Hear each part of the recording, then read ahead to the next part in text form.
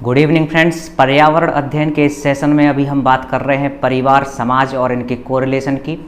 पिछले दो पार्ट में हमने डिस्कस किया हुआ है कि परिवार क्या है, परिवार कितने टाइप्स के होते हैं, उससे संबंधित स्टेटमेंट्स जो मनोवैज्ञानिकों ने दिए हुए हैं उस पर हमने बातचीत की। समाज क्या होता है और सामाजिक प्राणी कैसे बना जाता है उस पर भी हम कल डिस्कशन कर चुके हैं। और आज हम इससे संबंधित जो ऑब्जेक्टिव क्वेश्चंस बनते हैं वो डिस्कस करेंगे। तो अगर आपने पहले वाले वो लेक्चर्स नहीं देखे हैं तो पहले आप उनका अध्ययन कर लें, क्योंकि यहाँ पर जो क्वेश्चंस मिलेंगे वो रिलेटेड होंगे पिछले दो पार्ट्स से। तो पहले आप वो पार्ट्स देख लें, आपको प्लेलिस्ट में मिल जाएंगे। चलिए स्टार्ट करते हैं। आज का हमारा जो पहला क्वेश्चन है उसमें लिखा हुआ है, किस विद्वान ने कहा है कि परिवार सार्वभौमिक है। कल ये हमने डिस्कस किया हुआ था स्टेटमेंट कि परिवार क्या है, यूनिवर्सल है, फैमिली इज यूनिवर्सल। और यूनिवर्सल या सार्वभौमिक होने का मतलब है कि परिवार हर जगह पाया जाता है। कोई भी प्रांत हो, कोई भी प्रदेश हो, कोई भी देश हो, कोई भी महाद्वीप हो, इस पृथ्वी के हर हिस्से में परिवार पाया जाता है। इनका रूप अलग अलग हो सकता है, प्रकार अलग अलग हो सकता है, लेकिन पाया जाता है। तो परिवार क्या है, सार्वभौमिक है। और ये किस विद्वान ने कहा हुआ था, तो ये कहा था मर्डाक ने। किसने? मर्डाक ने। ये ऑप्शन नंबर बी हमारा इस क्वेश्चन का राइट आंसर है। अगला क्वेश्चन देखते हैं। लिखा हुआ है, निम्न में से किसने विवाह एवं परिवार से संबंधित यौन साम्यवाद की बात कही है। देखिए यहाँ पर ये पूछा गया है कि किसने विवाह और परिवार से संबंधित यौन साम्यवाद की बात कही है। तो यौन साम्यवाद की जो बात कही है वो किसने की है, मॉर्गन ने की हुई है। और क्या इन्होंने कहा था इस बारे में वो हमने कल डिस्कस किया हुआ था। तो इस क्वेश्चन का हमारा राइट आंसर है ऑप्शन नंबर ए। अगला प्रश्न देख लेते हैं। लिखा हुआ है, किस विद्वान ने कहा है कि व्यक्ति नहीं वरन परिवार ही समाज के अध्ययन की इकाई है। तो ये भी कल हमने डिस्कस किया हुआ था। किसका कथन है ये कि व्यक्ति जो है वो इकाई नहीं है बल्कि समाज की इकाई क्या है, परिवार है। तो ये जो कथन कहा हुआ है वो है कॉम्टे का। तो ऑप्शन नंबर बी हमारा राइट आंसर होगा। जिन्होंने पिछले दो लेक्चर्स अच्छे से यहाँ पर अटेंड किए हुए हैं उनसे ये क्वेश्चन आसानी से बन रहे होंगे। अगला प्रश्न है, निम्न में से किसने कहा है कि परिवार का प्रारंभिक स्वरूप मात्र सत्तात्मक था। देखिए यहाँ पर क्या बात कही जा रही है कि परिवार का जो प्रारंभिक स्वरूप था, परिवार का प्रारंभिक स्वरूप वो कैसा था, मात्र सत्तात्मक था। ये किसने कहा है? ऑप्शंस लिखे हुए हैं, ब्रिफॉल्ट, इरावती कर्वे, मेलिनस्की या फिर रेडक्लिफ ब्राउन। तो यहाँ पर हमारा जो राइट आंसर है वो है ऑप्शन नंबर ए। ये जो स्टेटमेंट है वो है ब्रिफॉल्ट का। इस तरह से अगला क्वेश्चन है हमारा, विवाह के बाद जब पति अपनी पत्नी के घर जाकर रहता है तो ऐसे परिवार को कहते हैं। ये क्वेश्चन परिवार के प्रकार से लिया गया है। कल हमने परिवार के बहुत सारे प्रकार यहाँ पर डिस्कस किए हुए थे कि स्थान के आधार पर भी परिवारों के अलग अलग प्रकार हैं, वंश के आधार पर भी, सत्ता या अधिकार के आधार पर प्रकार हैं, विवाह के आधार पर भी अलग अलग प्रकार से बांटा गया है परिवारों को। तो परिवार के सदस्यों के आधार पर भी परिवार को बांटा गया है। इस तरह से यहाँ पर जो बात कही गई है उसमें लिखा हुआ है कि विवाह के बाद जब पति अपनी पत्नी के घर जाकर रहता है, मतलब कि वो अपनी सास के घर रह रहा है, तो ऐसे परिवार को क्या कहते हैं। देखिए वंश परंपरा से संबंधित तो है नहीं, तो ये दोनों विकल्प गलत हो जाते हैं। अब बचते हैं दो विकल्प, पितृ स्थानीय परिवार और मातृ स्थानीय परिवार। तो देखिए कल हमने समझा था कि जब किसी स्त्री की शादी हो जाती है और वो शादी के बाद अपने पति के घर रहती है तो वो कहलाता है पितृ स्थानीय परिवार। और इसका जस्ट अपोजिट, जब पति अपनी पत्नी के घर जाकर रहता है तो यहाँ पर ऐसे परिवार को क्या बोला जाता है, मातृ स्थानीय परिवार। यानी कि ऑप्शन नंबर सी हमारा इस क्वेश्चन का राइट आंसर होगा। नेक्स्ट क्वेश्चन, निम्न में से किस विद्वान ने परिवार को दो भागों, जन्म का परिवार और जनन का परिवार में विभाजित किया है। तो आप ये आसानी से बता सकते हैं कि एक ऐसे विद्वान थे जिन्होंने परिवार को दो प्रकार से बांटा था। एक होता जन्म का परिवार और दूसरा होता जनन का परिवार। जन्म जिस परिवार में बालक का होता है वो कहलाता है जन्म का परिवार, और जहाँ पर उसका पालन पोषण होता है और उसके बाद जब वो बच्चों को जन्म देता है, जनन का कार्य करता है, तो वो जो परिवार होता है वो क्या कहलाता है, जनन का परिवार। तो ये स्टेटमेंट, ये जो डिवाइडेशन किया हुआ था वो किसने किया हुआ था, वार्नर ने। तो राइट आंसर है ऑप्शन नंबर डी, वार्नर। अगला प्रश्न है, कई नाभिकीय परिवार जब एक ही निवास स्थान पर रहते हों किंतु रसोइयां अलग अलग हों तो ऐसे इसे कहते हैं। देखिए नाभिकीय परिवार कौन होता है, जब ऐसा परिवार जिसमें पति पत्नी और उनके अविवाहित बच्चे रहते हैं उसको हम बोलते हैं नाभिकीय परिवार या फिर एकल परिवार। तो ऐसे एकल परिवार एक ही घर में रह रहे हैं, कुछ 2-3 परिवार हैं, उनकी रसोइयां अलग अलग हैं, तो इस प्रकार के परिवार को क्या बोला जाता है, संयुक्त परिवार नहीं बोला जाता, ना ही घरेलू समूह बोला जाता और ना ही नाभिकीय परिवार। इस प्रकार के परिवार को क्या बोला जाता है, विस्तारित परिवार। हमने एग्जाम्पल के तौर पर समझा हुआ था कि जैसे घर में 3 भाई हैं, तीनों की शादी हो चुकी है, अब चूंकि रहते वो एक ही घर के अंदर हैं परंतु उनमें आपस में लड़ाई झगड़ा और वैरभाव चलता रहता है, तो इस कारण से वो अलग अलग खाना बना रहे हैं या फिर अलग अलग रसोइयां हैं तीनों भाइयों की। तो इस प्रकार के जो परिवार होते हैं वो क्या कहलाते हैं, विस्तारित परिवार कहलाते हैं। अगला प्रश्न है, परिवार में जब वंश का नाम माँ की तरफ से हो तो इस प्रकार के परिवार को क्या कहते हैं। देखिए वंश परंपरा के आधार पर परिवारों को 2 भागों में बांटा गया है, पितृवंशीय परिवार और मातृवंशीय परिवार। जब पिता के वंश के साथ परिवार आगे बढ़ता है तो उसको बोला जाता है पितृवंशीय परिवार, और जब माँ की ओर से मतलब माँ के द्वारा जो वंश परंपरा चली आ रही है उसके आधार पर परिवार आगे बढ़ता है तो उसको बोला जाता है मातृवंशीय परिवार। यहाँ पर कहा गया कि माँ की तरफ से नाम हो, मतलब कि ये मातृवंशीय परिवार कहलाएगा। ऑप्शन नंबर ए हमारा राइट आंसर होगा। अगला प्रश्न है, पत्नी एवं अविवाहित बच्चों से निर्मित परिवार को कहा जाता है। जब केवल परिवार में पति पत्नी होते हैं और उनके अविवाहित बच्चे होते हैं तो इस प्रकार के परिवार को क्या कहा जाता है, नाभिकीय परिवार कहा जाता है। और जब उन बच्चों अविवाहित बच्चों का विवाह हो जाता है तो फिर वो नाभिकीय परिवार नहीं कहलाता है, वो कहलाता है संयुक्त परिवार। तो अपना यहाँ पर राइट आंसर होगा ऑप्शन नंबर ए। आगे के विकल्प हमें डिस्कस करने की आवश्यकता नहीं है क्योंकि उत्तर हमें मिल चुका है। परिवार के निर्णय में यदि माँ की भूमिका प्राथमिक हो तो इसे कहा जाएगा। देखिए अधिकार या फिर सत्ता के आधार पर हमने डिस्कस किया हुआ था कि परिवार कुछ प्रकार के होते हैं, जैसे कि पितृसत्तात्मक परिवार और मातृसत्तात्मक परिवार। जब घर में जो अधिकार हैं वो पिता या फिर पुरुष द्वारा संभाले जाते हैं तो इस प्रकार के परिवार को क्या बोला जाता है, पितृसत्तात्मक परिवार। परंतु जब माँ, घर की जो माँ है या फिर महिलाएं हैं वो प्रमुख रूप से सत्ता अपने हाथ में संभाले रहती हैं तो इस प्रकार के परिवार को क्या बोला जाता है, मातृसत्तात्मक परिवार। तो परिवार के जो निर्णय हो रहे हैं उसमें माँ की भूमिका प्राथमिक हो तो इसे क्या कहा जाएगा, मातृसत्तात्मक परिवार। आगे लिखा हुआ है मातृ स्थानीय परिवार, तो ये गलत हो जाएगा। पितृवंशीय परिवार, मातृवंशीय परिवार, ये तीनों विकल्प गलत हैं। ऑप्शन नंबर ए हमारा राइट आंसर हुआ। यहाँ पर एक स्टेटमेंट है, किसने कहा है कि मनुष्य प्रारंभ से ही एक विवाही परिवार में रहा है। मनुष्य प्रारंभ से ही एक विवाही परिवार में रहा है। एक विवाही और बहुविवाही 2 प्रकार के परिवार होते हैं। एक विवाही परिवार वो कहलाता है जिसमें स्त्री या पुरुष का केवल एक ही विवाह होता है। इसके जस्ट अपोजिट अगर एक व्यक्ति के एक से ज़्यादा विवाह होते हैं तो इस प्रकार के परिवार को क्या बोला जाता है, बहुविवाही परिवार। तो एक विवाही परिवार में रहा है मनुष्य प्रारंभ से, ये किसने कहा, मर्डर, मॉर्गन, वेस्टरमार्क या पार्सन्स। तो ये जो कथन है वो है वेस्टरमार्क का। ऑप्शन नंबर सी हमारा राइट आंसर होगा।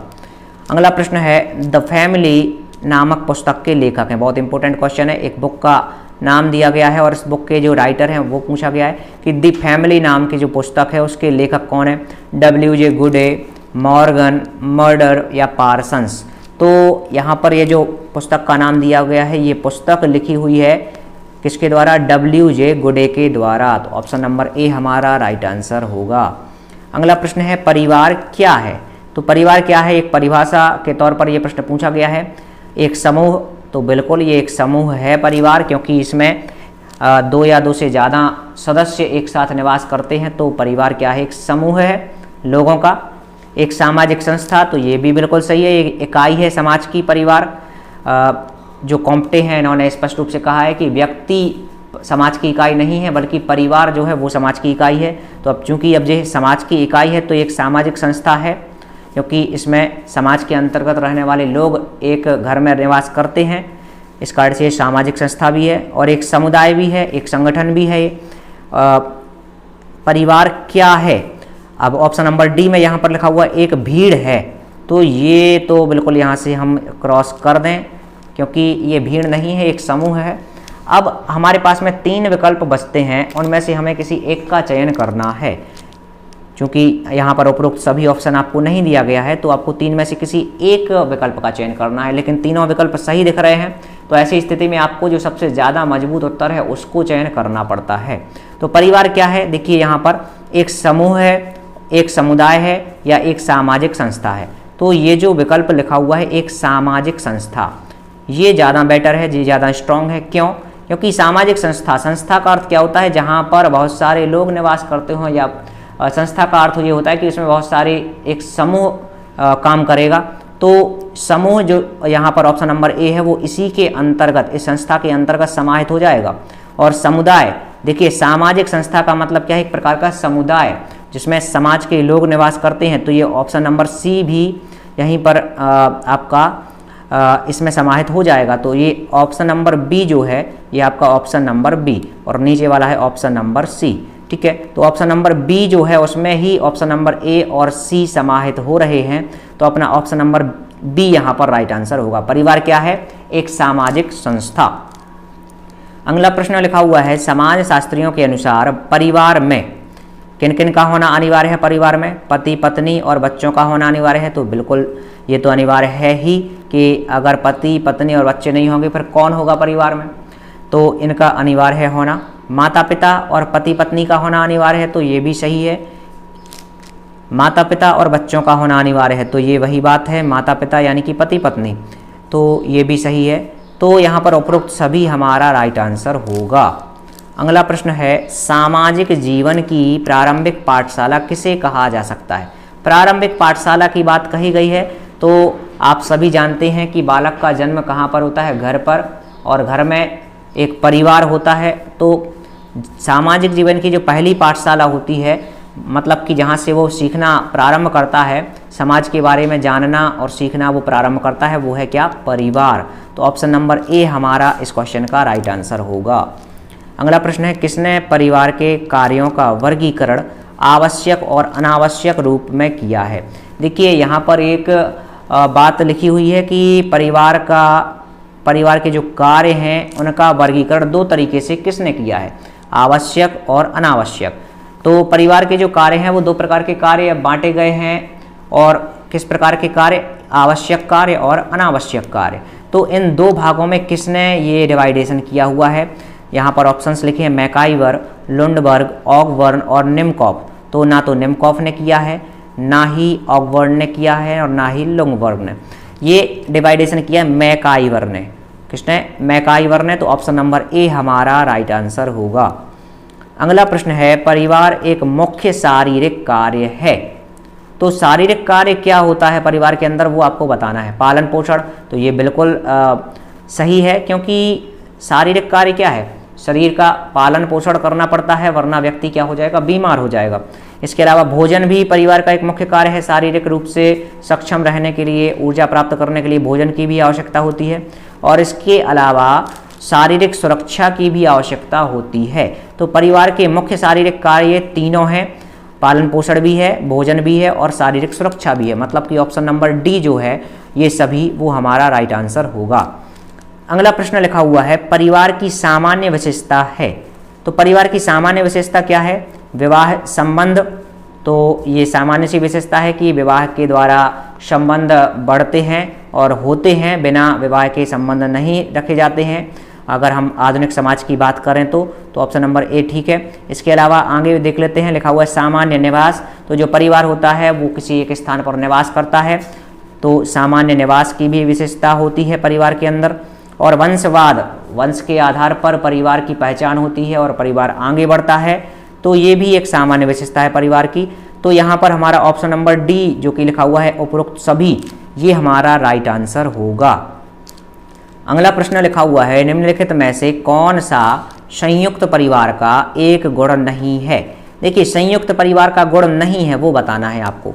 आलस्य का अभाव, कृषि व्यवस्था के लिए उपयुक्त, श्रम विभाजन की सुविधा, या इनमें से कोई नहीं। तो पहले हम ऑप्शन नंबर बी से समझना स्टार्ट करते हैं। संयुक्त परिवार का गुण नहीं है कृषि व्यवस्था के लिए उपयुक्त। तो कृषि व्यवस्था के लिए तो संयुक्त परिवार उपयुक्त है, क्योंकि इसमें काम बट जाता है और सभी का सहयोग प्राप्त होता है। संयुक्त परिवार में ज़्यादा लोग रहते हैं तो कृषि व्यवस्था अच्छे से बनी रहती है। तो ये इसका एक गुण है, तो ये हमारा आंसर नहीं हुआ, क्योंकि गुण नहीं है वो आपको चूज करना है। श्रम विभाजन की सुविधा, तो ये भी संयुक्त परिवार का एक गुण है। इसमें अलग अलग व्यक्तियों को अलग अलग कार्य का विभाजन कर दिया जाता है, इस तरह से उनका श्रम विभाजन की सुविधा रहती है। तो ये गुण है और हमें बताना है कि गुण क्या नहीं है, तो ये भी गलत हो जाएगा। और इनमें से कोई नहीं, ये भी गलत है। आलस्य का अभाव, देखिए ये गुण पाया जाता है संयुक्त, ये एक गुण नहीं है संयुक्त परिवार का, उसमें आलस्य की प्रधानता नहीं होती है। तो ऑप्शन नंबर ए जो है वो हमारा राइट आंसर होगा। एकल परिवार के तीव्र प्रचलन के लिए क्या उत्तरदायी है? एकल परिवार क्यों बढ़ रहे हैं, उसके लिए कौन सी चीज़ जिम्मेदार है, वो आपको बताना है। महंगाई, तो ये ठीक है, क्योंकि महंगाई इतनी ज़्यादा हो चुकी है कि एक व्यक्ति घर के सभी सदस्यों का पालन पोषण नहीं कर पाता है और उसको एकल परिवार के रूप में अलग से निवास करना पड़ता है। इसके अलावा जनसंख्या भी बढ़ती जा रही है, इस कारण से भी एकल परिवार का प्रचलन धीरे धीरे बढ़ रहा है। और कलह की संभावना में कमी, संयुक्त परिवार जो होता है उसमें लड़ाई झगड़े आमतौर पर होते रहते हैं हर घर में, क्योंकि वहाँ पर थोड़ा ये रहता है कि एक व्यक्ति को काम ज़्यादा करना पड़ता है और दूसरा कम करता है। इस तरह से भेदभावपूर्ण मानसिक बातें दिमाग में आती हैं, इस कारण से बार बार कलह होती रहती है।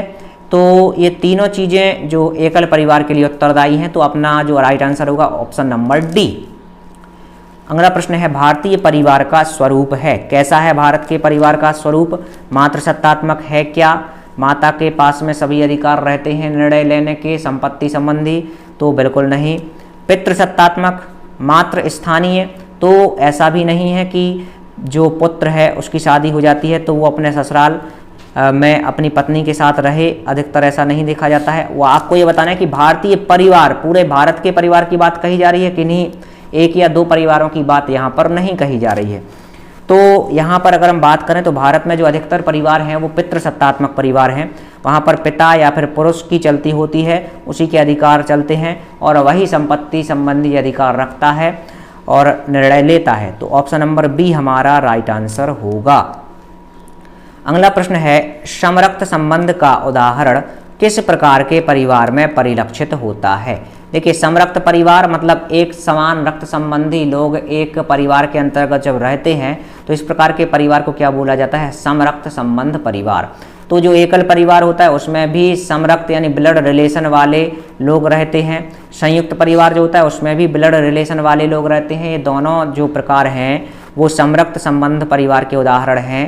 तो ऑप्शन नंबर सी जिसमें कि लिखा हुआ है ए व बी दोनों, ये हमारा राइट आंसर होगा।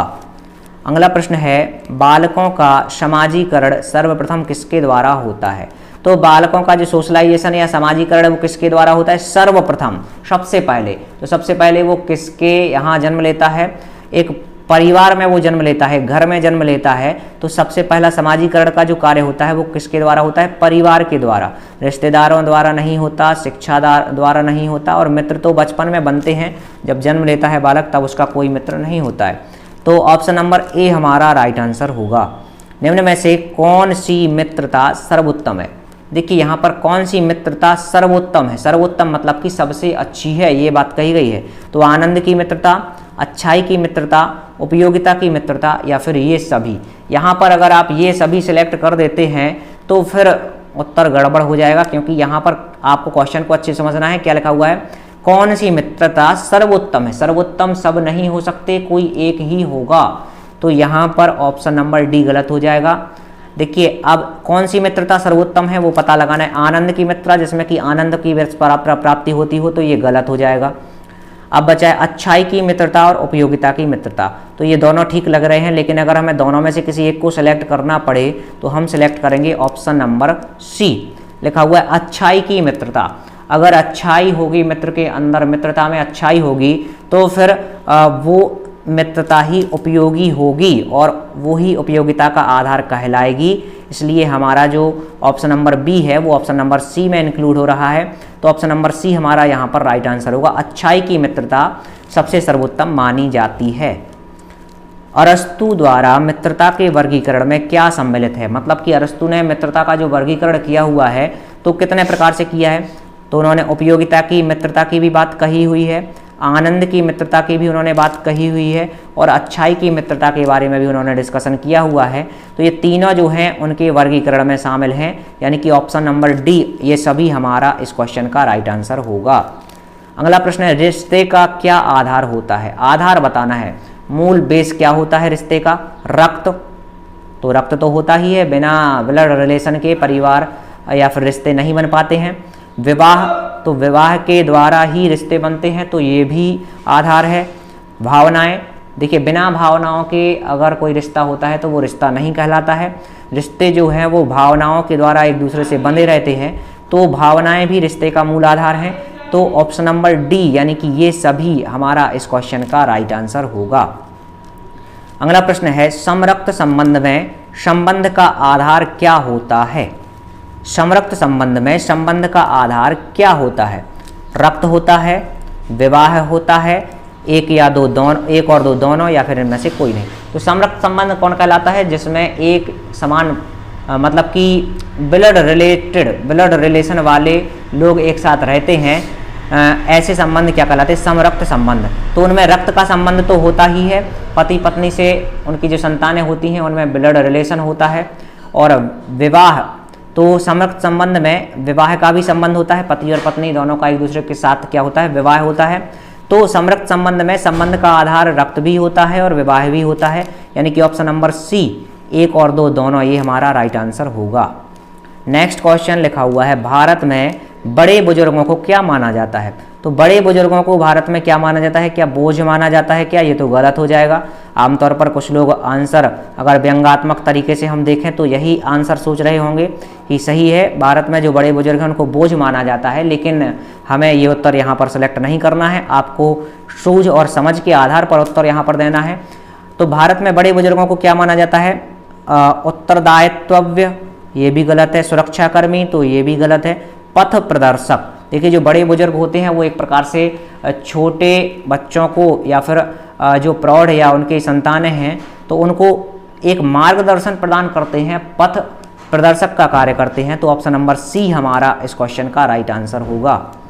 नेक्स्ट क्वेश्चन लिखा हुआ है, परिवार में किनका होना अगली पीढ़ी के बच्चों में सांस्कृतिक वाला प्रभावी बनाता है? तो परिवार में किनका होना अगली पीढ़ी के बच्चों को संस्कारित बनाता है, ज़्यादा प्रभावशाली बनाता है? तो किनका होना आवश्यक होता है परिवार में? बुजुर्ग का। इसका बुजुर्ग का। अगर परिवार में बुजुर्ग रहते हैं तो आगे आने वाली पीढ़ी में जो बच्चे होंगे वो कैसे होंगे? संस्कारित होंगे और उनमें अच्छे प्रभाव आएंगे।